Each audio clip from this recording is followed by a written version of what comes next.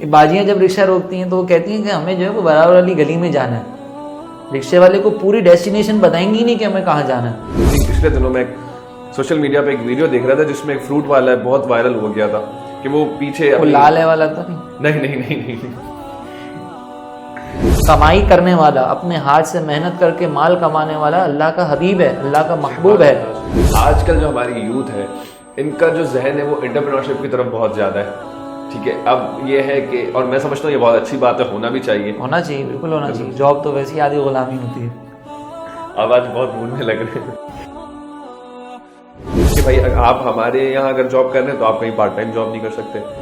اس vacancy کا اہل بھی ہے لیکن اس کے اندر یہ تھوڑی سی پھپھو صفت بھی پائی جاتی ہے کہ وہ باس کے آگے جو ہے نا وہ اس طرح کی خوش آمدید کر رہا ہے، لگائی بجائیاں کر رہا ہے. کسی کو جا کے پھپھو صفت، اس لیے میں نے کہا لگائی بجائی.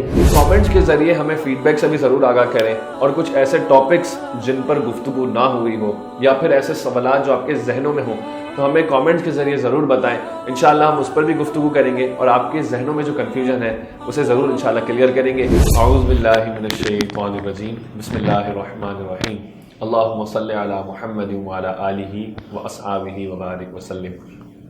الحمدللہ آج ایک مرتبہ پھر الانشراح کے پلیٹ فارم سے آپ کا اپنا ہوسٹ حمزہ انور حاضر خدمت ہے، اور آج کا جو ہمارا ڈسکشن کا ٹاپک ہے وہ ہے رزق حلال. اور میں سمجھتا ہوں یہ بہت امپورٹنٹ ٹاپک ہے، اور اس ٹاپک پر ڈسکشن کے لیے میں شکر گزار ہوں کہ ایک مرتبہ پھر انہوں نے اپنا ہمیں وقت دیا. مفتی مدنی رضا ہمارے ساتھ آج موجود ہیں. السلام علیکم ورحمۃ اللہ وبرکاتہ. وعلیکم السلام ورحمۃ اللہ. حضرت کیسے مزاج ہیں آپ کے؟ اللہ کا بڑا کرم، آپ خیریت سے ہیں؟ الحمدللہ الحمدللہ. آپ کی ٹیم مجھے کہتی ہے کہ حضرت انفارمل وے میں گفتگو کرنی ہے، لیکن آپ نے تعارف اتنا پرتکلف کروایا نا کہ میں فارمل ہی رہنا، مجھے ایسا لگ رہا ہے کہ میں فارمل ہی رہوں گا. اصل میں حضرت کیا کریں، علماء کرام کا ادب بھی ضروری ہے، پھر آپ جانتے ہیں کہ فتوے لگ جاتے ہیں. نہیں آپ ٹینشن نہیں لیں، ہم ہیں نا، میں نہیں فتویٰ لگاؤں گا، بے فکر رہیں. بس پھر ٹھیک ہے، سکون سے انشاءاللہ ڈسکشن ہوگی. اصل میں ہمارا وہ جو پروگرام کا انداز ہے نا وہ اسی طرح کا ہے، سیٹ فارمیٹ، تو وہ خیر ہے، اس میں لوگ سمجھتے ہیں انشاءاللہ، بے فکر ہے انشاءاللہ. اچھا مفتی صاحب، آج کا ہمارا ٹاپک ہے رزق حلال. تو میرا سب سے پہلا سوال آپ سے یہ ہے کہ رزق حلال ہے کیا، اور اسے حاصل کرنے کے لیے کون سے ذرائع اختیار کیے جا سکتے ہیں؟ بسم اللہ الرحمن الرحیم. دیکھیں رزق حلال، رزق کا جو مفہوم ہے نا وہ بہت وسیع ہے ہمارے یہاں پر. رزق ہر اس چیز کو کہتے ہیں جو اللہ تعالیٰ نے ہمیں نعمت عطا کی ہو. جو بھی نعمت ہے نا وہ رزق کے اندر شمار ہوتی ہے. اب یہ دیکھا جائے گا کہ آپ نے وہ نعمت کس انداز سے حاصل کی ہے. اگر تو آپ نے شریعت کے رولز اینڈ ریگولیشنز کو فالو کرتے ہوئے وہ چیز حاصل کی ہے تو پھر آپ کا رزق بالکل حلال ہے. اور جہاں آپ نے شریعت کا رول توڑا تو وہاں پہ آپ کا رزق حرام ہو جائے گا. اب یہاں پہ پرابلم یہ ہے کہ ہم جب یہ بات کرتے ہیں نا شریعت کے رولز اینڈ ریگولیشنز، تو پھر شریعت کے ہی رولز چلیں گے، اس کے مقابلے میں مارکیٹ کے رولز نہیں چلیں گے. ہمارے یہاں پہ مارکیٹ کے اندر بہت سارے رولز ہوتے ہیں جو شریعت سے ٹکراتے ہیں، اور اکثر لوگوں کو دیکھا گیا کہ مارکیٹ کے رول کو فالو کریں گے، شریعت کو پیچھے چھوڑ دیں گے. فار ایگزامپل میں آپ کو ایک مثال دیتا ہوں. ہمارے یہاں پہ فلیٹس خرید و فروخت ہوتی ہے، فلیٹس کی خرید و فروخت. اس میں بھی ایک رول یہ ہے کہ بھائی اگر آپ نے مجھے سودا کینسل کیا، آپ نے مجھے ایک فلیٹ بیچا اور سودا آپ نے کینسل کیا، ٹھیک ہے، فلیٹ آپ بیچ رہے ہیں، میں نے آپ کو جو ہے وہ ڈپازٹ دے دی، سودا آپ کینسل کر رہے ہیں، تو میرا مطالبہ یہ ہوگا کہ آپ مجھے ڈبل ڈپازٹ واپس کریں گے. اور اگر میں سودا کینسل کروں گا تو میری ڈپازٹ آپ ہڑپ کر دیں گے. یہ مارکیٹ کا اصول ہے، لیکن یہ شریعت کے اصول سے ٹکرا رہا ہے کہ آپ نے جب سودا کینسل کر دیا، چیز آپ کو خرید و فروخت کرنی ہی نہیں ہے، باہمی رضامندی شامل ہے، تو آپ کا پیسہ آپ کے پاس، میرا پیسہ میرے پاس. بالکل ایسا ہی. اسی طریقے سے آپ تھوڑا سا اور آگے چلیں. ہمارے یہاں پہ باجیاں جو ہیں وہ اکثر رکشے روکتی ہیں. پہلے تو وہ روڈ کے بیچ میں آ جاتی ہیں، پھر رکشے روکتی ہیں. تو یہ جو باجیاں رکشے روکتی ہیں، خواتین سے معذرت، کمنٹ میں آپ جو کہہ رہے ہیں نا خواتین کے فتوے آ جائیں گے. تو مفتی صاحب معذرت چاہتا ہوں، میں آپ کی بات کو روک رہا ہوں. اکثر دیکھا جائے نا ہم گاڑی چلا رہے اچانک سے روڈ کراس کرتے ہیں آگے آ جاتی ہے. بھائی ان کے اختیار میں ہے نا، میں زیادہ کوئی جملہ نہیں کہہ سکتا. یہ رکشے والوں کا روڈ ہے، ہم تو ٹیکس دیتے ہی نہیں ہے نا، ان کا روڈ ہے، ٹھیک ہے، جانے دیں. خیر بہرحال یہ باجیاں جب رکشہ روکتی ہیں تو وہ کہتی ہیں کہ ہمیں جو ہے وہ برابر والی گلی میں جانا ہے. رکشے والے کو پوری ڈیسٹینیشن بتائیں گی نہیں کہ ہمیں کہاں جانا ہے. جا کے یہ برابر والی جو گلی ہے نا یہ بہت مشہور ہے، برابر والی گلی میں جانا ہے. وہاں پہ بیٹھ گئی. اب رکشے والے سے پوچھا کہ بھائی کتنا کرایہ لوگے، وہ بھی بہن جی جو آپ کو سمجھ میں ہے، وہ بہن جی بیٹھ جاتی ہیں رکشے میں. پھر وہ برابر والی گلی اتنی دور ہو جاتی ہے کہ رکشے والا پریشان ہو کے بعد میں بہن جی سے لڑتا ہے، اور یہ بہن جی اس سے لڑ رہی ہوتی ہے. تو یہاں پر اب شریعت کا رول یہ ہے کہ آپ پہلے اپنی منزل پوری پرفیکٹ بتا دیں کہ آپ کو کہاں جانا ہے، اس گلی میں کتنا اندر تک جانا ہے، کون سے آپ مطلب قریب ترین جو چیز آپ بتا سکتے ہیں وہ بتا دیں، پورا پراپر انداز سے بتا دیں کہ مجھے تھوڑا سا اتنا اندر تک جانا ہوگا. نہیں، رکشے والے کو یہ کلیئر ہونا چاہیے کہ مجھے کہاں لے کر جانا ہے، اور وہ بھی یہ نہ کرے کہ بہن جی جو سمجھ میں آئے دے دینا اور بعد میں جھگڑا کرے. ٹھیک ہے نا، اس کو بھی پھر بتانا پڑے گا کہ میں اتنا کرایہ لوں گا. اب یہ جو ہمارے یہاں پر ڈیل ہو رہی ہے یہ بھی شریعت کے خلاف ہے، اس طریقے سے بھی رزق حرام ہو سکتا ہے. تو اب ہمارے یہاں پہ پرابلم یہ ہے کہ ہم لوگ اپنی طرف سے کچھ رولز ہیں، اپنی طرف سے کچھ ریگولیشنز بنے ہیں اور اس کے مطابق ہم چلتے ہیں.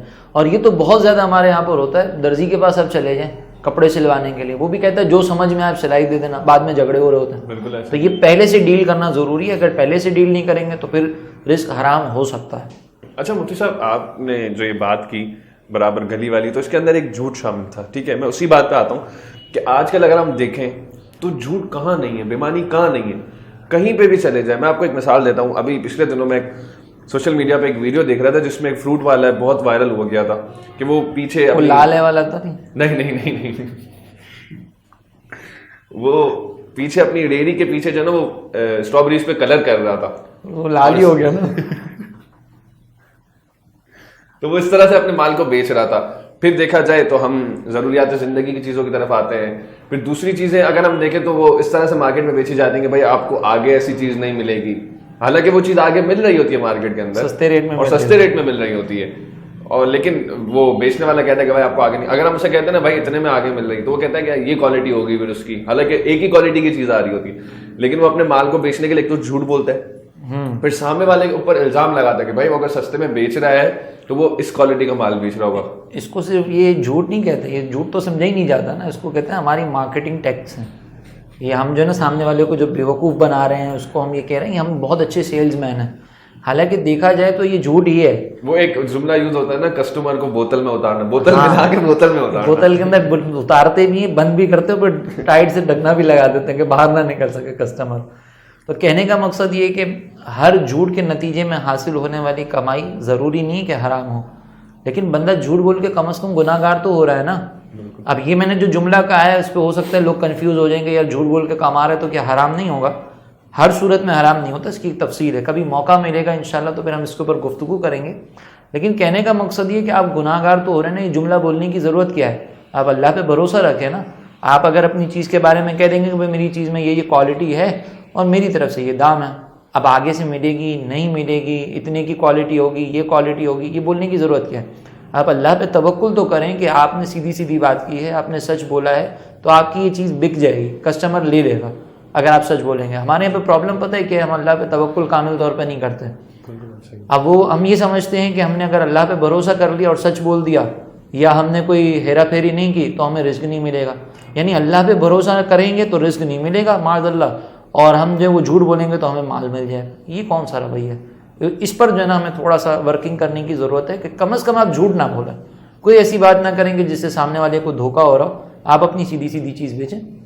اچھا مفتی صاحب، ایک سوال یہ ہے کہ کیا زیادہ مال جمع کرنا شریعت میں پسند نہیں کیا جاتا؟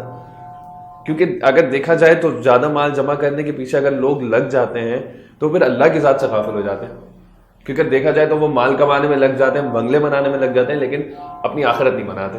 دیکھیں اس میں نا مسئلہ یہ ہے کہ اللہ تبارک و تعالیٰ نے اس کی مذمت تو بیان فرمائی ہے کہ کثرت سے مال جمع کرنا، الہاکم التکاثر حتی زرتم المقابر، کہ تمہیں زیادہ مال جمع کرنے نے غافل کر دیا حتیٰ کہ تم جو ہے وہ اپنی قبروں کو دیکھنے والے ہوئے. تو اس کا مطلب یہ ہے کہ مال کو جو شریعت ناپسند کرتی ہے نا، اس کی وجہ صرف یہ ہے کہ بندہ مال کے پیچھے لگ کر اللہ سے غافل ہو جائے. ہم جب کہتے ہیں نا کہ دنیا اللہ تعالیٰ کو ناپسند ہے، تو دنیا کا مطلب ہی یہ ہے کہ جو چیز اللہ تعالیٰ سے غافل کر دے. وہ صرف پھر مال نہیں ہے، ہر وہ چیز کہ جو اللہ سے غافل کرنے والی ہو، چاہے بیوی بچے ہوں، چاہے ماں باپ ہو، چاہے دوست احباب ہوں، یہ سب پھر دنیا میں شامل ہوگا. اور یہی چیزیں اگر ہمیں اللہ تبارک و تعالیٰ کے قرب کی طرف لے کر جانے والی ہوں تو پھر یہ دنیا نہیں کہلاتی، پھر یہ مستحب چیزوں میں شامل ہو سکتی ہے. اسی لیے ہم یہ دیکھتے ہیں کہ صحابہ کرام کی حیات طیبہ میں ہمیں بعض صحابہ ایسے بھی ملتے ہیں جو بڑے مالدار تھے. حضرت عبد الرحمن بن عوف رضی اللہ تعالیٰ عنہ، حضرت عثمان غنی رضی اللہ تعالیٰ عنہ، یہ وہ صحابہ ہیں کہ جن کے پاس بہت کثرت سے مال تھا. لیکن ان کے مال نے انہیں اللہ کے قریب کیا تھا, اللہ سے دور نہیں کیا تھا. اور انہوں نے اپنا مال اللہ کی راہ میں بہت خرچ کیا. ہاں, یہ بہت خرچ کرتے تھے. آپ دیکھیں نا صدیق اکبر رضی اللہ تعالیٰ عنہ, ان کے بارے میں تو آتا ہے انہوں نے اپنے گھر کا سارا مال لا کر جو وہ سرکار علیہ السلام کے بارگاہ میں پیش کر دیا. جب ان سے پوچھا گیا کہ گھر پہ کیا چھوڑا ہے, تو وہ کہتے ہیں کہ میں نے اللہ اور اس کے رسول کو چھوڑا. یہ تو توکل کی بہت اعلیٰ مثال ہے. لیکن کہنے کا مقصد یہ کہ مال وہی قابل مذمت ہے, یا وہی مال کمانے سے منع کیا جاتا ہے کہ جو آپ کو اللہ سے غافل کر دے. اور انسان کی طبیعت میں عموماً ایسا ہوتا ہے کہ جب بہت زیادہ مال اس کے پاس آتا ہے نا, تو وہ غافل ہو جاتا ہے. پھر اسی طریقے سے آپ دیکھیں کہ مال اگر حلال ذریعے سے کمایا بھی ہو, تب بھی اس کے اندر حکم یہ ہے کہ اس کا آپ کو حساب دینا پڑے گا. اب جیسے حضرت عبد الرحمن بن عوف رضی اللہ تعالیٰ عنہ, یہ عشرہ مبشرہ میں شامل ہیں, یعنی وہ 10 صحابہ جن کو جنت میں بشارت ملی تھی, لیکن اس کے باوجود وہ جنت میں سب سے آخر میں داخل ہوں گے کیونکہ ان کے پاس مال زیادہ تھا. حضرت عمر رضی اللہ تعالیٰ عنہ کے متعلق یہ آتا ہے کہ ان کی وصال کے بعد جو ان کو 1 سال بعد کسی نے خواب میں دیکھا تو وہ کپڑے جھاڑتے ہوئے آ رہے تھے. کسی نے پوچھا آپ کہاں سے آ رہے ہیں, تو انہوں نے کہا میں نے جو خلافت کی تھی نا اس کا صاحب دے کے اب میں فارغ ہوں. تو یہ جو مال ہے یہ, اور اسی طریقے سے ایک اور مثال میں آپ کو دیتا ہوں. سرکار علیہ السلام نے فرمایا کہ مالدار جو ہے غربا سے 500 سال بعد جنت میں داخل ہوں گے.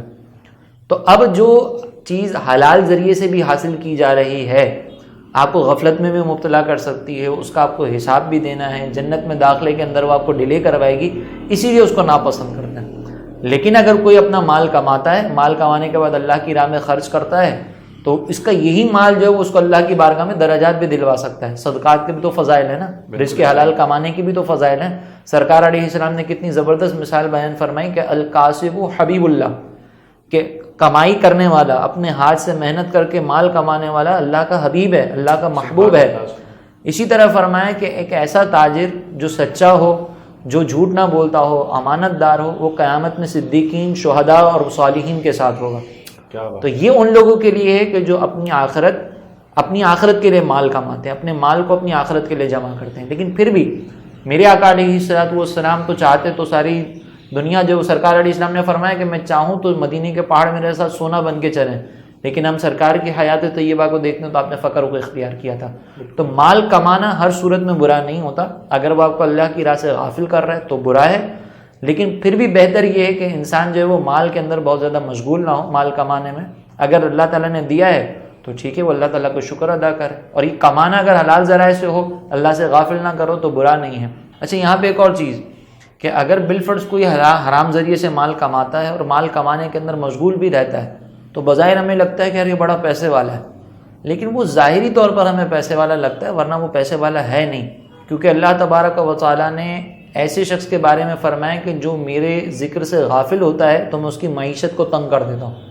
تو اب یہ اس کی جو معیشت تنگ ہو رہی ہے, پھر وہ آپ دیکھیں کہ بہت مالدار ہے لیکن سامنے ایک فروٹ رکھا ہوا ہے, پانی کی بوتل پڑی ہوئی ہے, گردے کا مسئلہ ہے, وہ پانی نہیں پی سکتا, فروٹ نہیں کھا سکتا, وہ اچھے طریقے سے کوئی غذا استعمال نہیں کر سکتا, اس کو ڈاکٹر نے پرہیز کے دیے میں. مالدار بہت ہے, چاہے تو ٹینکر کے ٹینکر خرید کے اپنے گھر میں پانی ڈلوا دے, لیکن گردے کی تکلیف کی وجہ سے وہ قطرہ پانی نہیں پی سکتا, بوتل چوس چوس کے اپنا گزارا کرے گا. یہ کیوں ہو رہا ہے؟ یہ معیشت دنقا, جو اللہ تعالیٰ نے فرمایا کہ اس کے رزق کو, اس کی معیشت کو تنگ کر دیا جاتا ہے. اچھا مفتی صاحب, آج کل جو ہماری یوتھ ہے ان کا جو ذہن ہے وہ انٹرپرینورشپ کی طرف بہت زیادہ ہے. ٹھیک ہے, اب یہ ہے کہ, اور میں سمجھتا ہوں یہ بہت اچھی بات ہے, ہونا بھی چاہیے, ہونا چاہیے, بالکل ہونا چاہیے. جاب تو ویسی آدھی غلامی ہوتی ہے. آپ آج بہت موڈ میں لگ رہے ہیں. اچھا, میرا سوال یہ تھا کہ ایک انٹرپرینور ہے, اس کو ایک نیا اسٹارٹ اپ لینا ہے, تو کیا وہ اپنے اسٹارٹ اپ سے پہلے اس چیز کا علم حاصل کرے کہ اگر میں اس طرح سے رزق حاصل کرتا ہوں تو یہ حلال کی طرف آئے گا, اور اگر میں دوسرے ذرائع اختیار کرتا ہوں تو کون سے ذرائع ایسے ہوں گے جو حلال کی طرف آتے ہیں, کون سے ذرائع ایسے ہوں گے جو حرام کی طرف آئیں گے؟ تو آپ اپنے ہی فیلڈ کی کوئی مثال دے دیں, آپ سافٹ ویئر ہاؤس کے حوالے سے. آپ یوتھ کو بہت زیادہ مشکل میں تو نہیں ڈال رہے, یعنی پہلے وہ یہ لوگوں سے جا کے مشورہ کرے کہ میں ترقی کیسے کر سکتا ہوں, میں اپنے جو نا وہ بزنس اسٹارٹ کروں تو کون کون سی پروڈکٹس رکھوں, پہلے اس کی معلومات حاصل کرو, پھر شریعت کی بھی معلومات حاصل کرے. آپ بہت زیادہ مشکل میں تو نہیں ڈال رہے. تو جہاں اپنے اسٹارٹ اپ کے لیے حضرت اتنی ڈسکشن کر رہا ہے تو وہاں اگر شریعت کا علم بھی تھوڑا سا حاصل کر لے تو اسی کے لیے بہترین. یہ سوچ میں آپ چاہ رہا تھا نا کہ آپ کے لبوں سے ادا ہو تو بہت اچھا رہے گا. اصل مقصد یہی ہے, دیکھیں کہ جہاں ہم یہ محنت کرتے ہیں نا کہ بھئی میں بزنس کیسے رن کرنا ہے, اس میں کیسے ترقی ہوگی, اس کے بارے میں معلومات لے رہا ہوں تو ساتھ میں تھوڑا سا شریعت کے بارے میں بھی پوچھ لوں تو بہت اچھا رہے گا، کیونکہ ایک مسلمان کی پرائرٹی جو ہے نا وہ شریعت ہونی چاہیے. آپ یہ میں مثال کے طور پر اپنے سافٹ ویئر ہاؤس کی آپ کو مثال دوں کہ اگر کوئی اپنا سافٹ ویئر ہاؤس شروع کرنا چاہتا ہے تو پہلے تو وہ یہ ڈیسائیڈ کرے گا نا کہ مجھے اپنے سافٹ ویئر ہاؤس کے اندر جو ہے وہ پروجیکٹس اگر مجھے بنانے ہیں تو کس کس طرح کے بنانے ہیں. فار ایگزامپل آپ کے پاس کوئی پروجیکٹ ایسا آیا ہے کہ جو بینک ریلیٹڈ ہے، تو بینک ریلیٹڈ اگر آپ کروا رہے ہیں تو اس میں جتنا بھی سود سے ریلیٹڈ معاملہ ہوگا وہ تو غلط ہوگا نا. ہاں وہ ایک تفصیل ہے، جیسے ہم سے ابھی پچھلے دنوں جو ہے نا ہمارے جو گروپ بنا ہوا ہے اس پہ کویشچن یہ پوچھا تھا کہ اگر ایک بینک آپ سے سافٹ ویئر بناتی ہے اور اس میں سود کی لین دین ہے تو پھر کس طریقے سے ہوگا. تو ایگزامپل میں دے دیتا ہوں تاکہ یہ میسیج بھی پہنچ جائے. ہم جب سافٹ ویئر ڈیولپ کرتے ہیں نا تو اس کے اندر کچھ فنکشنز ایسے ہوتے ہیں جو جنرل ہوتے ہیں، یعنی آپ وہ ٹرانزیکشن چاہے سودی ٹرانزیکشن ہو رہی ہو چاہے جنرل ٹرانزیکشن ہو رہی ہو غیر سودی ہو رہی ہو تو وہ فنکشن اس کے لیے یوز ہوتا ہے اسپیشلی، مطلب وہ اسپیسیفک نہیں ہوتا کہ یہ سودی ٹرانزیکشن کے لیے ہوگا، وہ جنرل فنکشن ہے. تو وہ جنرل فنکشن آپ جو ڈیولپ کر رہے ہیں، جو بنا رہے ہیں، جو کوڈ کر رہے ہیں، اس کے اندر تو کوئی پرابلم نہیں ہے کیونکہ وہ پھر بینک کے اوپر ڈیپینڈ کرتا ہے کہ وہ اس کو کیوں یوز کر رہا ہے. لیکن کچھ فنکشنز ایسے ہوتے ہیں کہ جو اسپیسیفک آپ کی سودی ٹرانزیکشنز کے لیے ہی ہوتے ہیں، جو کریڈٹ کارڈ کے لیے ہی ہوتے ہیں یا کوئی اور اس طرح کی ناجائز چیز کے لیے ہوتے ہیں. تو جتنا وقت آپ کا اس ٹرانزیکشن کے اندر لگا ہے، اس کوڈنگ کے اندر لگا ہے، اس کی کمائی آپ کے لیے حرام ہوگی کیونکہ آپ نے اسپیسیفکلی گناہ کے کام کے لیے آپ نے کوڈنگ کی، تو یہ آپ کے لیے حرام ہوگی. یہ میں نے صرف ایک چھوٹی سی اگزامپل دی ہے. تو اب جو انٹرپرینور ہے یا جو اپنا کاروبار شروع کرنا چاہتا ہے، پہلے تو اس کو یہ دیکھنا ہوگا کہ میں جو پروڈکٹس مارکیٹ میں دے رہا ہوں یا میں جو بھی کام کر رہا ہوں اس کام کے بارے میں شریعت کہتی کیا ہے مجھے، ٹھیک ہے نا، میرے لیے چیز بیچنا حلال بھی ہے یا نہیں. پہلے تو یہ. دوسری بات یہ ہوتی ہے کہ بعض اوقات آپ جب کاروبار کر رہے ہوتے ہیں، آپ جب اپنے بزنس کی اسٹارٹ کر رہے ہوتے ہیں تو اس میں دو طرح کے بزنس ہوتے ہیں، ایک پارٹنرشپ بیسڈ ہوتا ہے اور ایک سول پروپرائٹی ہوتی ہے. اگر تو وہ پارٹنرشپ کر رہے ہیں تو پارٹنرشپ کے اندر آپ کو یہ بھی معلوم ہونا چاہیے کہ شریعت نے پارٹنرشپس کی ٹرمز اینڈ کنڈیشنز کیا کیا کہی ہیں. بالکل. پارٹنرشپ میں بھی پھر دو طرح کے ہوتے ہیں کہ ایک ورکنگ پارٹنر ہوتا ہے، ایک سلیپنگ پارٹنر ہوتا ہے، یا دونوں ہی ورکنگ پارٹنر ہوتے ہیں، دونوں ہی انویسٹرز ہوتے ہیں. تو اس کے لیے ایک الگ معلومات ہے. اب فار ایگزامپل میں آپ کو ایک مثال دیتا ہوں. ایک شخص ہے وہ سلیپنگ پارٹنر ہے اور ایک ورکنگ پارٹنر ہے. تو ہمارے یہاں پر اب ہوتا یہ کہ اگر مثال کے طور پر کسی نے اپنا مال لگایا ہے اور نقصان ہو جاتا ہے بزنس کے اندر، تو جو ورکنگ پارٹنر ہے نا اس سے بھی پیسے وصول کیے جاتے ہیں. یہ غلط ہے بھائی. وہ جو ورکنگ پارٹنر ہے وہ تو اس نے اپنا پیسہ تو انویسٹ نہیں کیا، وہ تو صرف کام کر رہا ہے، تو وہ پیسہ کس بات کا لگائے گا اپنی طرف سے؟ وہ کیوں نقصان بھرے گا؟ نقصان تو صرف اس کا ہوگا کہ جس نے انویسٹ کیا ہے پیسہ، وہ صرف انویسٹر کا ہوگا. اسی طریقے سے اور ایک ایگزامپل میں آپ کو دیتا ہوں کہ دونوں انویسٹر ہیں. فار ایگزامپل ایک نے 40% انویسٹ کیا ہے، ایک نے 60% کیا ہوا ہے. تو اب نفع جو ہے، پروفٹ جو ہے وہ دونوں میں برابر ڈیوائڈ ہو سکتا ہے، دونوں میں کمی بیشی ہو سکتی ہے. ٹھیک ہے، یعنی مثال کے طور پر 40% والا 60% لے لے یا 50% لے لے، یہ کوئی مسئلہ نہیں ہے. لیکن جب نقصان ہوگا نا تو اس کا نقصان جو ہے جتنا کیپٹل آپ نے انویسٹ کیا ہے جتنے پرسنٹ، اسی کے حساب سے آپ کا نقصان بھی ڈیوائڈ ہوگا دونوں کے بیچ میں. تو یہ ساری تفصیلیں ہیں، یہ معلومات لینی پڑے گی. اب یہ معلومات ہو سکتا ہے کہ آپ کو بہت مشکل لگ رہی ہو، تو مشکل اس میں کچھ بھی نہیں ہے. آپ نے صرف اپنا جو پروجیکٹ ہے، آپ جو بھی کرنے جا رہے ہیں، اس کو ایک پیپر میں آپ لکھیں کہ بھئی ہم یہ کرنا چاہ رہے ہیں، اس میں یہ ٹرمز اینڈ کنڈیشنز ہم نے رکھی ہیں. جا کے کسی مفتی صاحب سے چیک کروا لیں، وہ آپ کو گائیڈ کر دیں گے کہ اس میں کون سی ٹرمز اینڈ کنڈیشنز غلط ہیں، کون سی درست ہیں. یعنی پہلے آپ اپنے طور پر پلاننگ کریں اور اسٹارٹ کرنے سے پہلے وہ پلاننگ اپنی چیک کروا لیں شرعی طور پر. پہلے آپ کی جو دنیاوی معلومات ہے وہ لیں، پلاننگ کریں، مفتی صاحب سے چیک کروائیں اور پھر اس کے مطابق کام کریں. اچھا، اب جیسے آپ نے کہا کہ بھائی دنیاوی معاملات ہیں پہلے وہ کر لیں، اس کے بعد مفتی صاحب سے چیک کروا لیں، تو لوگوں کے ذہن میں ایک یہ کانسیپٹ بہت زیادہ بن گیا کہ بھائی کہ دنیاوی ویو الگ ہے، اسلامک ویو الگ ہے. اگر ہم اسلامک ویو سے چلتے ہیں تو دنیا کے اندر رہنا ہمارے لیے بہت زیادہ مشکل ہے.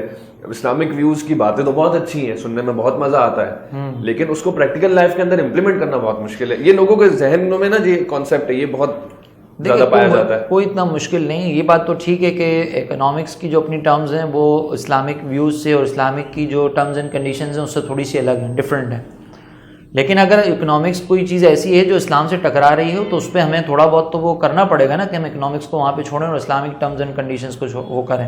اب میں آپ کو ایک ایگزامپل دیتا ہوں. اصل میں پرابلم یہ ہے کہ ہم نے جب شریعت کی صحیح سے معلومات نہیں لی ہوتی نا تو ہمیں لگتا ہے کہ شریعت پر عمل کریں گے تو ہم پھنس جائیں گے، حالانکہ شریعت ہمیں بچا رہی ہوتی ہے بہت سے معاملات میں. بالکل ایسا ہی. فار ایگزامپل میں آپ کو ایک ایگزامپل دیتا ہوں. ہمارے یہاں پر جب یہ شرکت کی جاتی ہے نا، جب آپس میں پارٹنرشپ کی جاتی ہے تو ایک ٹرم اور کنڈیشن یہ رکھی جاتی ہے کہ بھئی اگر یہ پارٹنرشپ ختم ہوگی تو ایک پارٹنر دوسرے پارٹنر کے اوپر یہ پابندی لگاتا ہے کہ اب ساری زندگی یہ والا بزنس کسی اور کے ساتھ نہیں کر سکتے. تو یہ جو ٹرمز اینڈ کنڈیشنز کے اندر یہ جو شرط لگائی گئی یہ غلط ہے. آپ نے ایک لمحے کے لیے رکھی تھی, آپ نے ایک وقت کے لیے اپنی پارٹنرشپ کی ہے, ساری زندگی آپ نے ایک دوسرے کو غلام نہیں بنایا ہوا اپنا. جب آپ نے ایک دوسرے کو غلام نہیں بنایا تو شریعت تو منع کرتی ہے اس سے. تو اس کا مطلب اگر آپ شریعت کو فالو کریں گے تو شریعت آپ کو یہ بچا رہی ہے اس سے.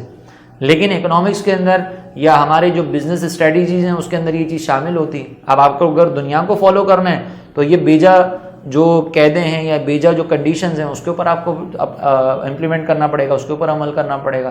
اسی طرح وہ جو میں نے آپ کو بھی مثال دی تھی کہ بیانہ ضبط کر لیتے ہیں یا ڈبل بیانہ دینا ہوتا ہے, وہ بھی کس لیے ہو رہا ہے؟ کیونکہ شریعت سے آپ ہٹ کر اپنی دنیاوی جو ٹرمز اینڈ کنڈیشنز ہیں اس کے مطابق چل رہے ہیں. شرعی کنڈیشنز پر عمل کرنا بہت آسان ہوتا ہے, آپ اس پہ بہت اچھے انداز سے عمل کر سکتے ہیں.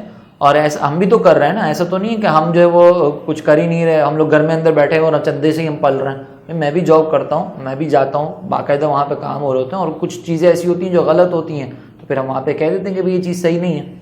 تو ایسا نہیں ہے کہ آپ کے لیے چلنا مشکل ہو جائے گا, چلنا بہت آسان ہوتا ہے, ذہن بنانے کی بس بات ہوتی ہے. اور میں یہ سمجھتا ہوں کہ اگر آپ کوئی اسٹارٹ اپ لے رہے ہیں یا کہیں پہ بھی آپ جاب کر رہے ہیں, اپنا بزنس کر رہے ہیں, تو میں سمجھتا ہوں کہ بیسک علم ہے نا اس چیز کا, وہ آپ کو لازمی ہونا چاہیے تاکہ آپ غلط ذرائع اختیار نہ کریں. اور اگر جو آپ نے مثالیں دی تو اس حساب سے دیکھا جائے تو شریعت تو ہمیں بچا رہی ہے, ہم خود دنیاوی معاملات میں پھنس رہے ہیں خود. ہم بالکل شریعت بچاتی ہے ہمیں اور ہم خود پھنس رہے ہوتے ہیں. اب دیکھیں نا, سود کا جو معاملہ ہے, سود کے معاملے میں شریعت ہمیں بچا رہی ہے یا اکنامکس ہمیں بچا رہی ہے؟ اگر ہم اکنامکس کو دیکھیں نا تو اکنامکس تو ہمیں پھنسا دیتی ہے, بالکل, لیکن شریعت ہمیں سود سے روک کر ہمیں بچا رہی ہوتی ہے کہ سود کے مقابلے میں آپ تجارت کریں, تجارت میں دونوں کا فائدہ ہوتا ہے.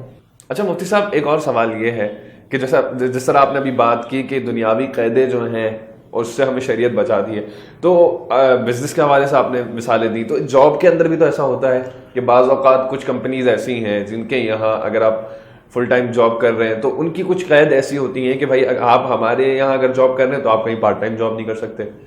تو دنیاوی لحاظ سے اگر دیکھا جائے تو یہ تو میرے خیال سے غلط کنڈیشن ہے ان کی.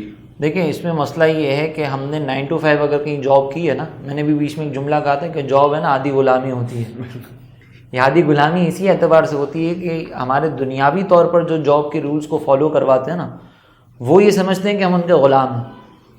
انہوں نے ہمارے ساتھ جو ڈیل کی ہوتی ہے نا وہ 9 to 5 کی ہوتی ہے, 24 گھنٹے کا خریدا ہوا نہیں, غلام نہیں ہم ان کے.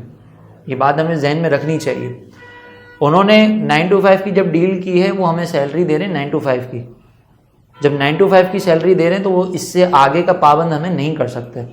اگر ہفتے میں 5 دن ہیں, ہفتے میں 6 دن ہیں, ہفتے میں 7 دن ہیں, تو جتنے دن کی ڈیل ہوئی ہے اتنے دن تک کی تو پابندی ہم ان کی برداشت کریں گے, اس سے زیادہ آگے نہیں کریں گے.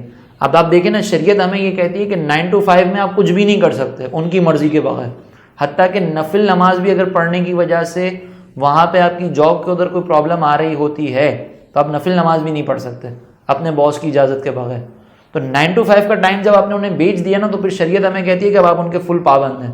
لیکن 9 to 5 کے بعد اگر وہ ہمیں زبردستی کرنا چاہیں کہ آپ ہمارے غلام ہیں تو یہ نہیں ہو سکتا. اس میں پھر ان کی اگر کوئی کسی کمپنی کے اندر اگر ایسی پابندی ہے تو جو وہاں پہ امپلائیز ہیں ان کے اوپر اس پابندی پہ عمل کرنا کوئی فرض یا واجب نہیں. اگر مثال کے طور پر آپ سمجھیں نا کہ ایک شخص ایک جاب کر رہا ہے اور اس کا اس جاب میں گزارا نہیں ہو رہا, 30,000 40,000 روپے تنخواہ دے رہے ہیں, اس کے بیوی بچے ہیں, اگر وہ پارٹ ٹائم نہیں کرے گا تو کیسے اپنا گزارا کرے گا؟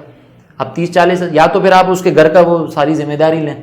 اگر آپ نے غلامی بنانا ہے 24 گھنٹے کا تو پھر آپ اس کی گھر کی ذمہ داری لیں اور اٹھائیں پورا خرچہ, یا پھر آپ اس کو اجازت دینا کہ بھئی وہ جا کے جاب کرے اور جا کے پارٹ ٹائم کرے. اب ہوتا یہی ہے کہ لڑکے جو وہ جا کر جاب بھی کر رہے ہوتے ہیں, ان کو گزارا تو ہوتا نہیں ہے, وہ چھپ چھپ کے جاب کرتے ہیں بیچارے, اپنے آپ کو مجرم سمجھ رہے ہوتے ہیں. تو یہاں پہ کسی کو اپنے آپ کو مجرم سمجھنے کی ضرورت نہیں ہے, شریعت نے آپ کو اس کا پابند نہیں کیا. اور میں یہ سمجھتا ہوں کہ معذرت چاہتا ہوں آپ کی بات کاٹ رہا ہوں مفتی صاحب, آج کل اگر دیکھا جائے تو مہنگائی اتنی ہے, کسی کا بھی ایک جاب کے اندر تو گزارا ہے ہی نہیں. تو میں یہ سمجھتا ہوں کہ کچھ کمپنیز کو اس چیز کا خیال کرنا چاہیے اور یہاں پہ شریعت کو فالو کرنا چاہیے کہ وہ ان کو اپنے امپلائز کو غلام نہ سمجھیں, حالانکہ انہیں اجازت دے دیتا کہ امپلائز کو بھی جھوٹ نہ بولنا پڑے کہ بھائی ہم نہیں کرتے کہیں جاب, یا چھپ کر اپنے آپ کو مجرم نہیں سمجھتے. وہ یہ ہے کہ بھائی ہم نے 9 to 5 ایک جگہ جاب کر لی, اب ہمارا گزارا نہیں ہو رہا تو ہم دوسری طرف بھی کہیں جا سکتے ہیں, کام کر سکتے ہیں تاکہ ہمارا گزارا ہو جائے. کمپنیز کو یہ کرنا چاہیے بالکل, لیکن اگر بالفرض کمپنیز نہیں کرتی تو میں یہ کہہ رہا ہوں کہ امپلائیز کو اپنے آپ کو مجرم نہیں سمجھنا چاہیے. ٹھیک ہے. میں یہاں پہ ایک بات یہ ضرور کمپنی کے بہاف پر یہ ضرور کہوں گا کہ بعض اوقات کمپنیز جو ہے نا وہ اس لیے کنڈیشن لگاتی ہیں کہ یار یہ اگر ہمارے پاس بھی آ رہا ہے جا کے پارٹ ٹائم بھی کر رہا ہے تو ہمارے کام کے اوپر افیکٹ پڑے گا. ٹھیک ہے. اگر تو مثال کے طور پر کوئی شخص ایسا ہے کہ جو 9 to 5 کی جاب کرنے کے بعد کہیں پارٹ ٹائم کر رہا ہے اور اس پارٹ ٹائم کی وجہ سے یہاں پر اس کی پرفارمنس کے اوپر فرق پڑتا ہے, اگر پرفارمنس پہ فرق پڑتا ہے تو یہ پرفارمنس پہ فرق پڑنا غلط ہے. یہ بھی نہیں ہے کہ آپ وہاں پر جا کر جو ہے وہ جاب کر رہے ہیں اور پھر وہاں پہ آپ اپنی پورے ٹائم کی سیٹنگ ایسی کریں, اسکیجول ایسا بنائیں کہ آپ کی دونوں جابس جو ہیں وہ پراپر چلیں. لیکن کمپنی یہ پابندی نہیں لگا سکتی کہ آپ ہمارے پاس جا کر ہمارے بعد جو کہیں اور جاب نہیں کر سکتے. وہ جاب کر سکتا ہے لیکن اس کو اس بات کا خیال کرنا ہوگا کہ اس کی پرفارمنس جو ہے کمپنی کے اندر وہ ڈسٹرب نہ ہو. اگر پرفارمنس ڈسٹرب ہو رہی ہے تو پھر تو وہ 9 to 5 کے اندر آپ بےمانی کر رہے ہیں نا, کیونکہ آپ پرفارمنس وہ خراب کر رہے ہیں. کیونکہ اگر ہم امپلائی کے اسپیکٹ سے دیکھ رہے ہیں تو پھر ہمیں کمپنی کے اسپیکٹ سے بھی دینا چاہیے. تو کمپنی کا یہ پابندی لگانا تو غلط ہے. ہاں کمپنی یہ کہہ دے کہ بھائی اگر ہماری پرفارمنس کے اوپر فرق پڑے گا تو ہم آپ کی سیلری میں سے کٹ کر دیں. پرفارمنس کے اوپر فرق, کمپنی کو بھی تو اختیار دیے نا شریعت نے کہ پرفارمنس پہ فرق پڑ رہا ہے آپ سیلری میں سے کٹ کریں. آپ پابندی نہ لگائیں, آپ کا جو ٹائم ہے اس کے اندر اگر پرفارم پراپر نہیں کر رہا تو پھر آپ اس میں سے ڈیڈکشن کریں. اچھا مفتی صاحب, میں یہ سمجھتا ہوں کہ امپلائز کو محنت کر کے آگے نہیں بڑھنا چاہیے. آپ بھی کارپوریٹ لائف سے تعلق رکھتے ہیں اور میں نے بھی اکثر یہ چیز محسوس کی ہے کہ کچھ امپلائز ایسے ہوتے ہیں جو محنت کر کے آگے بڑھتے ہیں اور کچھ ایک جملے پہ آگے بڑھ جاتے ہیں, دا باس از آلویز رائٹ. اب وہ حالانکہ ضروری نہیں کہ وہ ہمیشہ رائٹ ہو, لیکن مسئلہ یہ ہوتا ہے کہ مینیجر کی ویکینسی آئی ہوئی ہے, پوسٹ خالی ہے, ہمیں وہاں بھی جانا ہے, تو پہلے وہاں چلے جائیں پھر بعد میں توبہ کر لیں گے. تو اس بارے میں آپ کیا کہتے ہیں؟ دیکھیں یہ جو مسئلہ ہے نا یہ بہت زیادہ ہمارے یہاں پر لیگ پولنگ والا, کہ ہم نے باس کی خوش آمدید کرنی ہے, اس کو کہنا ہے آلویز رائٹ آلویز رائٹ, اور پھر باس اسی کے اندر خوش ہوتے ہیں اور پھر آگے کر دیتے ہیں.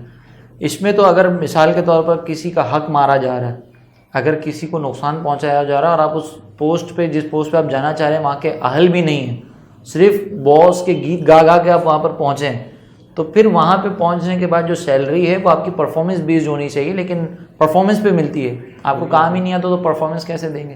پھر ہوتا یہی کہ بندہ جب مینیجر بن جاتا ہے نا تو وہ نیچے والوں سے کام کرواتا ہے, ان کو کوئی کریڈٹ نہیں دیتا, سارا کریڈٹ خود کھائے گا, باس کو جا کے بتائے گا میں نے یہ کر دیا میں نے یہ کر دیا میں نے یہ کر دیا.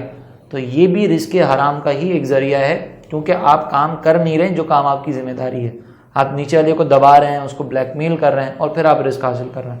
ہاں اگر بالفرض کوئی ایسا خوش آمد پسند ہے, خوش آمدید کر رہا ہے اور جس ویکینسی پر جانے کے لیے وہ کوشش کر رہا ہے اس ویکینسی کا اہل بھی ہے, لیکن اس کے اندر یہ تھوڑی سی پھپھو صفت بھی پائی جاتی ہے کہ وہ باس کے آگے جو ہے نا وہ اس طرح کی خوش آمدید کر رہا ہے, لگائی بجائیاں کر رہا ہے, کسی کو جا کے پھپھو صفت, اس لیے میں نے کہا لگائی بجائی, میں پھپھو پھپھو ناراض نہ ہو جائے. میں اپنی پھپھو کے آپ کی بھی پھپھو ہے میری بھی پھپھو ہے. نہیں ہم اپنی پھپھو کے بارے میں نہیں کہہ رہے, جنرل پھپھو, ورنہ دیکھا جائے نا تو سوشل میڈیا پہ مشہور ہے. ہاں ورنہ دیکھا جائے نا تو ہماری والدہ وہ بھی کسی نہ کسی کی پھپھو ہے, ہماری بہنیں وہ بھی کسی نہ کسی کی پھپھو ہیں, ہماری زوجہ اس کا تو زیادہ خیال کرنا پڑے گا. زوجہ کو اسی لیے آپ نے کلیئر کیا کہ آپ کو گھر بھی جانا ہے, ضرورت ہے نا, وہ مطلب ہمیں کلیئر کرنا پڑے گا نا, اماں کی بھی ڈانٹ کھائیں زوجہ بھی کی کھائیں تو پھر ویسے تو زوجہ کی بھی ڈانٹ کھاتے ہیں. ہاں وہ سمجھے نا, شریف آدمی ایسا ہی ہوتا ہے, اس کو جنت ایسے تو نہیں ملتی نا, بالکل صبر کرنا پڑتا ہے اس کے لیے. کبھی موقع ملا میں اس پہ واقعات سناؤں گا. ابھی ہم ان پھپھو صفت مردوں پہ آ جاتے ہیں. کہنے کا مقصد یہ ہے کہ یہ جو پھپھو صفت لوگ ہوتے ہیں اگر وہ واقعی اہل ہوں اس ویکینسی کے, تب بھی ان کا یہ رویہ ضرور غلط ہے کہ آپ کسی کے جو نا وہ لگائی بجائی کر رہے ہیں, چگلیاں کر رہے ہیں. وہاں پر جا کر اگر اپنی پرفارمنس صحیح دے رہے ہیں تو رزق حرام نہیں ہوگا, کام اگر صحیح کر رہے ہیں. لیکن یہ جو خوش آمدید کرنا, ہر غلط بات پہ باس کو کہنا کہ یہ صحیح ہے, باس صحیح کر رہا ہے, یہ غلط ہے. بہرحال اس پہ بعض صورتوں میں گناہ بھی ہو سکتا ہے, اور باس نے خدا نہ خواستہ کوئی بہت سخت بات کی تو پھر اس سے زیادہ سخت حکم بھی لگ سکتا ہے. تو یہ انداز ہمارے یہاں پہ جو اپنایا جاتا ہے نا لیگ پولنگ والا, اس کی وجہ سے ہم اجتماعی طور پر ترقی سے رک جاتے ہیں, کیونکہ ٹیلنٹ بھی اس میں پھر ظاہر سی بات ہے پیچھے رہ جاتا ہے اور نااہل لوگ آگے چلے جاتے ہیں. اور میں آپ کو بتاؤں قیامت کی ایک نشانی یہ بھی ہے کہ منصب پر نااہل لوگ فائز ہوں گے, بڑے بڑے منصبوں پر. اب وہ چاہے دینی منصب ہو چاہے دنیاوی منصب ہو. تو ہم یہ دیکھ رہے ہیں قیامت کی نشانیوں میں سے کہ آج کل آپ دیکھیں مینیجر جو بنا ہوا ہے اس کو کام کرنے تک نہیں آتا, وہ مینیجر کی پوسٹ پہ بیٹھا ہوا ہے. جس کو کچھ بھی کرنے نہیں آتا وہ بعض اوقات باس بنا ہوا ہوتا ہے اور سامنے والے جو ٹیلنٹڈ لوگ ہوتے ہیں ان کو دبا رہا ہوتا ہے. تو یہ رویہ ہمارے سوسائٹی کے اعتبار سے بھی برا ہے, شریعت کے اعتبار سے بھی برا ہے. اس پر ظاہر سی بات ہے کہ ہم کسی کی پذیرائی نہیں کر سکتے. میں ایک مرتبہ دوبارہ شکریہ ادا کرتا ہوں کہ آپ نے آج ہمیں دوبارہ وقت دیا اور الحمدللہ بہت اچھی گفتگو رہی. بہت شکریہ. انشاءاللہ آپ لوگوں سے دوبارہ ملاقات ہوگی. اپنا بہت زیادہ خیال رکھیے گا اور اپنے کامنٹس کے ذریعے ہمیں فیڈ بیک سے بھی ضرور آگاہ کریں, اور کچھ ایسے ٹاپکس جن پر گفتگو نہ ہوئی ہو یا پھر ایسے سوالات جو آپ کے ذہنوں میں ہوں تو ہمیں کامنٹس کے ذریعے ضرور بتائیں. انشاءاللہ ہم اس پر بھی گفتگو کریں گے اور آپ کے ذہنوں میں جو کنفیوژن ہے اسے ضرور انشاءاللہ کلیئر کریں گے. ہمارے الانشراح کے یوٹیوب چینل کو ضرور سبسکرائب کریں, لائک کریں, کامنٹس کریں, شیئر کریں اور اپنا بہت زیادہ خیال رکھیں. السلام علیکم ورحمۃ اللہ وبرکاتہ.